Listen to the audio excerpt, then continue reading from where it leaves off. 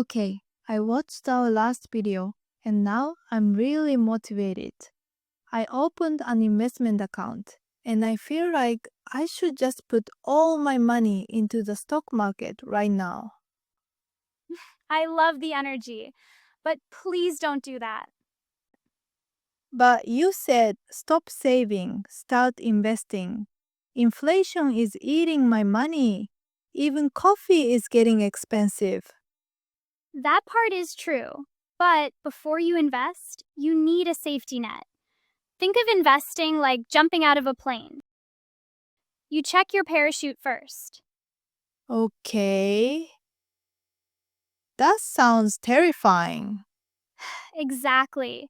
Investing is long term 10, 20 years. But life happens right now.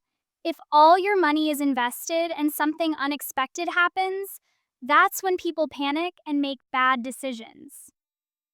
So I shouldn't invest yet?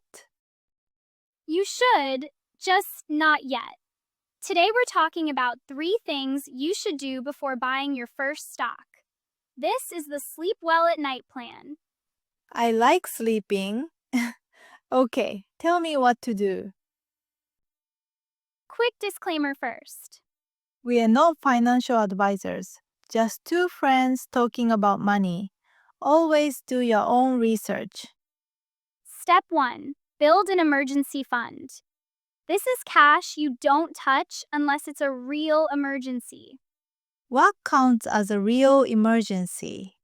Things like losing your job, medical or dental costs, your car breaking down, anything you didn't plan for. The long term goal is 3 to 6 months of basic living expenses. That sounds like a lot of money. It does, so don't start there. Start with $1,000 or 1 month of expenses. The goal isn't perfection, it's protection. If you don't have an emergency fund, you're forced to sell investments when the market is down. And that's how people lose money. So this protects my future investments. Exactly. It's insurance for your life. Okay, but where do I keep this emergency money? If it's in my checking account, I'll spend it. You don't want it in a regular checking account anyway. Most big banks pay almost nothing in interest. What worked really well for me was using high interest savings accounts with promotional rates. Like those intro offers you always see? Exactly. Banks like Simply Financial and Tangerine often offer higher promotional rates and account opening bonuses. Bonuses? Yeah, over time, from using promotional offers and referral bonuses, I made over $500 total, just from opening accounts and meeting simple conditions. That's real money. Exactly. And instead of spending it, I used that bonus money to start investing. So my cash was earning interest, and the bonuses gave me a head start in the market. That's smart. Free money working for you. Right. For anyone curious, Simply is owned by CIBC, Tangerine is owned by Scotiabank. So they're online banks backed by major Canadian banks. My approach was similar. I checked which promo rate was higher, opened that account, and parked my cash there. When the promotion ended, I moved the money to another account with a better offer. And one thing people don't talk about enough, ATM access. If you choose Tangerine but don't have a Scotiabank ATM nearby, convenience matters. So it's not just about the highest rate. Exactly. Balance. Promotional rates, account bonuses, convenience, and ATM access.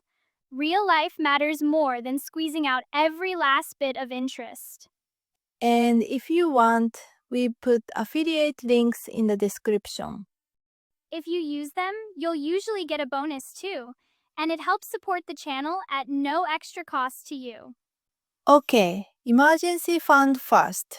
What's step 2? Pay off high interest debt, especially credit cards. Ugh, Here's the math. The stock market might average around 7 to 8% long term. Credit cards charge close to 20%. If you're investing while carrying credit card debt, you're losing money. Paying off a credit card is a guaranteed return. No investment can beat that. It's like trying to run up an escalator that's going down. Exactly. Low interest debt like student loans or low rate car loans are different, but credit cards come first. Okay, but what if I already feel broke? That's where a system helps. The 50-30-20 rule: 50% for needs, 30% for wants, 20% for future you. That 20% goes toward your emergency fund, debt, and eventually investing. So I don't have to stop enjoying my life? Exactly. If you cut everything fun, you'll quit. Automate the savings first, then enjoy the rest guilt free. Okay, but even with a system, I still feel like I didn't have extra money. That's when you look for leaks. When I actually looked closely at my bank statement, I realized I had what you call a leaky bucket. Money isn't missing, it's just leaking out slowly. Subscriptions were the biggest one. I had streaming services I hadn't used in years, and a gym membership. For a gym I moved away from. The ghost gym membership, a classic. Each one felt small, $10 here, 15 there, but when I added everything up, it was almost $60 a month. That's over $700 a year. Seeing it yearly was the scary part. That's literally an emergency fund hiding in plain sight. And here's a pro tip: don't just cancel, negotiate. Wait, you can negotiate bills? You can. I called my internet provider and said, I'm thinking of switching to a cheaper company. Suddenly, they found a discount: $20 off per month. No way, just for asking? Just for asking. So here's your homework: pull up your last 3 months of bank statements, highlight every recurring charge, cancel what you don't use, and call the companies for the rest. I'm doing that tonight. That money is going straight into my savings. Okay, I have a confession. Even knowing all this, I still feel like I need to hurry. Why do you feel that way?